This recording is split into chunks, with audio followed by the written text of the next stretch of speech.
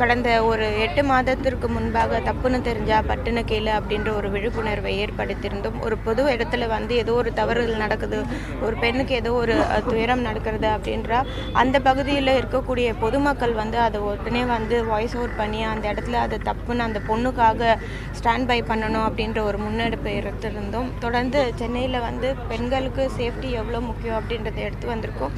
இப்போ பார்த்தீங்கன்னா நம்மளுக்கு ஒரு ஆண்டுக்கு முன்பதாக இந்தியாவிலே வந்து சென்னை மாநகராட்சிக்கு வந்து பெண்களுக்கு பாதுகாப்பான நகரமாக இருக்கிறது அப்படின்ற ஒரு கணக்காய்வில் தெரிவித்து நம்ம சென்னை வந்து 2ஆம் இடம் வந்து பிடித்திருக்குது. விரைவில் வந்து அது முதலிடத்தை பிடிக்கும் என்று தெரிவித்துக்கிறேன். இப்போ இந்தியாவிலே வந்து பெண்களுக்கு பாதுகாப்பான மாநகரம் சென்னை சொல்கிறீங்க, ஆனால் தாவேகா தலைவர் வந்து பாதுகாப்பு இல்லாத ஒரு சூழ்நிலை உருவாக்குது. அதனால் திமுக அரசை வந்து அகற்றணும்னு சொல்லிட்டு நேற்று வந்து திமுக பேரை குறிப்பிட்டு முதல் முறையாக அவர் பேசியிருக்காரு.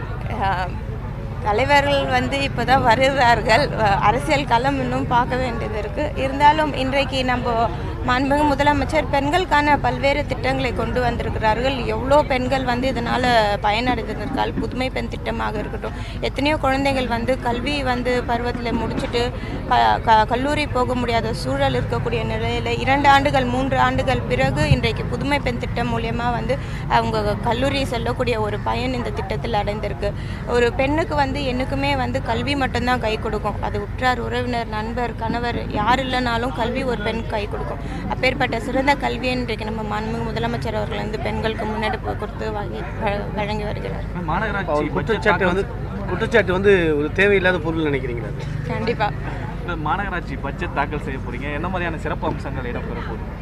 மாநகராட்சி இந்த மாதம் வந்து பட்ஜெட் வைத்திருக்கிறோம். முக்கியமாக எப்பயும் போல் கல்விக்கு அதிக முக்கியத்துவம் கொடுத்துருக்கோம். 2வதாக மருத்துவத்துக்கு அதிக முக்கியத்துவம் கொடுத்துருக்கோம். இன்றைக்கு சென்னை பள்ளிகள் பார்த்திங்கன்னா கிட்டத்தட்ட நம்ம தனியார் பள்ளிகள் நிகராக கட்டமைப்புகளாக இருக்கட்டும், இல்லை ஸ்கில் டெவலப்மெண்ட் கிளாஸஸாக இருக்கட்டும், ஒவ்வொன்றும் பார்த்து செய்து வருகிறோம். இந்த நிதிநிலை அறிக்கையிலும் மாணவ செல்வங்களுக்கு அதிகமான அறிக்கைகள் இருக்குது. பசுமை பந்தல் வந்து இப்போ அண்ணா சாலையில் அமைக்கப்பட்டது. எத்தனை இடங்களை திட்டமிட்டிருக்கோம்? 14 இடம் ஏற்கனவே சொல்லியிருந்தோம். 14 இடம் இன்றைக்கி வந்து நடைமுறைக்கு வந்துருக்கோம். கடந்த ஆண்டு வந்து இந்த பசுமை பந்தல் வந்து மாநகராட்சி சார்பாக ஏற்படுது. வெயில் தாக்கம் அதிகமாக இருக்கிறதுனால சிக்னலில் பொதுமக்கள் வந்து நிறைய பேர் வந்து மயக்கம் அடையக்கூடிய சூழல் ஏற்படுகிறது. அதனால் மாநகராட்சி சார்பாக கடந்த ஆண்டு இது கொண்டு வந்தோம். நல்ல வரவேற்பை இது பொதுமக்களிடையே பெற்றிருந்தது.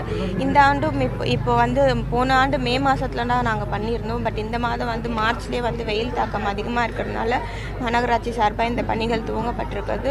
முதல் கட்டமாக 14 இடங்கள் வந்து தேர்வு செய்யப்பட்டு அந்த பகுதிகளில் வந்து தொடர்ந்து வரக்கூடிய நாட்களில் வந்து போடப்பட்டு வரும்.